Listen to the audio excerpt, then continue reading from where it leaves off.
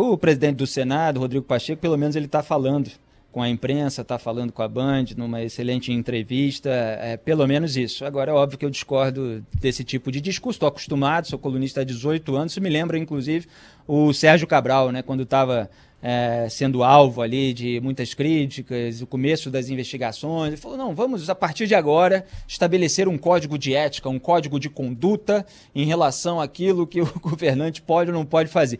Então, assim, na política, sempre existe essa construção de discurso e de narrativa para evitar qualquer punição. Foi um ano de pandemia. Quer dizer, tem medida que está começando a ser tomada agora, depois de um ano. Depois de quase 300 mil brasileiros mortos. Um ano, 365 dias. A cada dia, nós estávamos falando a respeito das iniciativas que eram necessárias. Agora estão virando cada vez mais consenso. E o Jair Bolsonaro, o que fazia? Atacava as pessoas que diziam. Um dia, 2, 3, quantas chances, quantas oportunidades ele teve? Se a gente tratar como dia, foram 365. Fora todos esses dias que se passaram desde que completou um ano a pandemia. Se for contar por mês, são 12 vezes. Quer dizer, na vida pessoal, às vezes as pessoas dão uma segunda chance para alguém que dá uma vacilada e tal, a terceira já é demais. Você imagina 12, você imagina 365. Então esse é o velho discurso da velha política sobre impunidade, é sempre mais uma chance, mais uma. Não é agora, não é o momento, esse é o momento de solucionar, de cuidar dos erros. Agora, para que tem um Congresso Nacional, então, com 81 senadores e 513 deputados, se não é para estabelecer várias frentes de trabalho ao mesmo tempo, se não é para ter uma comissão, uma CPI, uma comissão parlamentar de inquérito, enquanto outros parlamentares que não estão lá agendados para participar da CPI naquele dia, estão tocando a agenda do país. Não temos ferramenta, veja bem, é um momento de pandemia, o trabalho é remoto. O trabalho pode ser feito remotamente, como nós, inclusive, fazemos no mercado da comunicação. Os parlamentares tiveram aí todos os recursos para fazer isso da devida maneira. Então é discurso ensaboado para evitar a responsabilização. Por quê? Porque foi eleito com apoio da base do Bolsonaro, assim como da base do PT. Né? O Rodrigo Pacheco ele ilustra, de certa forma, o bolsopetismo. Foi eleito com as duas bases. E ele está nessa corporativista, de tentar ali ajustar todo mundo, organizar todo mundo, e depois de um ano de pandemia e tantos ataques, tantas recusas, que continuam nesse fim de semana. A gente viu aí o que aconteceu no aniversário do Bolsonaro ontem, com essas ameaças. Depois de tudo isso, ele está esperando ainda, por parte do presidente da República, uma coordenação nacional do combate à pandemia. Quer dizer, não dá. Enquanto está pedindo socorro para a Kamala Harris, para a vice-presidente dos Estados Unidos, a vice do Joe Biden, o presidente do Senado. Veja bem, ele está preenchendo a lacuna deixada na diplomacia pelo bolsonarismo. O presidente do Senado. E agora tem uma carta, uma moção de pedido de socorro ao mundo por parte do Senado brasileiro. O que é isso? Se não um atestado de que o presidente da República sabotou o país, sabotou as medidas de combate à pandemia. A gente chega a esse ponto.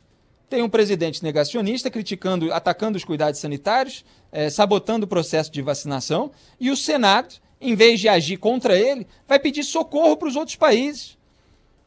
Eu não posso deixar de descrever a realidade, porque depois, inclusive, essa história vai ser contada. E eu estou mostrando aqui, em dia, presencialmente, atualmente, o que está acontecendo. O cúmulo do ridículo. Estão pedindo socorro a outros países, em vez de responsabilizar o presidente por tudo aquilo que aconteceu e tocar o barco, no melhor sentido.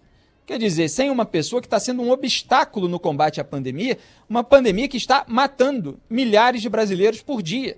Eles normalizaram isso. Começaram a agir agora em razão do desgaste e em razão, obviamente, de não quererem ser sócios do presidente nesse desgaste e em razão de alguns parlamentares terem sofrido as consequências dessa pandemia mortal. 3 senadores morreram. Aí precisa dar uma resposta, né? Como assim? Não faz nada o Senado Federal? 3 senadores morrem. O Major Olímpio foi o último. Lamentamos aqui ao vivo, recebemos a notícia, eu comentei, virou vídeo, viralizou aí no YouTube. Agora chegou lá em Brasília, que Brasília parece que é uma outra realidade, né? Um dos problemas do Brasil é essa questão geográfica de onde atuam os políticos nacionais. Eles ficam lá encastelados, absolutamente fora do tato cotidiano do que está acontecendo com o restante da população. Mas a pandemia conseguiu penetrar lá nos castelos de Brasília. E agora, ora, uma reação. Vão pedir socorro internacional. Vai esperar o quê? Que outro país tire aqui o presidente da República, que é a competência do Congresso Nacional, seja por impeachment a partir da Câmara dos Deputados, seja por uma CPI, que pode ser aberta pelo próprio Senado Federal. Então eu não caio nesse tipo de malabarismo. Eu entendo que ele está ali fazendo uma construção, vamos dialogar, esse é o momento de resolver problemas, etc. Mas vai conseguir resolver? Com esse presidente agindo dessa maneira, ele não dá nenhuma amostra de que vai mudar. E ele precisava ser responsabilizado em relação a tudo que aconteceu, porque senão a gente vai viver na eterna impunidade no Brasil. Agora, eu também escrevi nesse fim de semana no Twitter, é uma lista de motivos pelos quais os congressistas não se interessam em responsabilizar o presidente. Então, eles têm medo disso, eles estão cumprindo esse acordão. Eles também querem um clima de impunidade, tem medo, inclusive, do próprio Hamilton Mourão se assumir o lugar, se cacifar para 2022. Você tem uma parte da esquerda com uma satisfação mórbida com esse quanto pior, melhor, que resulta em perdas humanas dos brasileiros, para que o Bolsonaro se desgaste para a eleição.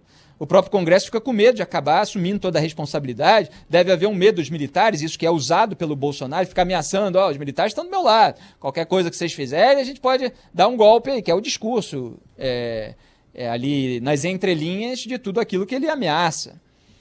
Agora, é muita covardia, muita fragilidade, é deixar o sujeito fazer o que ele quiser impunemente. E isso é ruim para as próprias instituições brasileiras.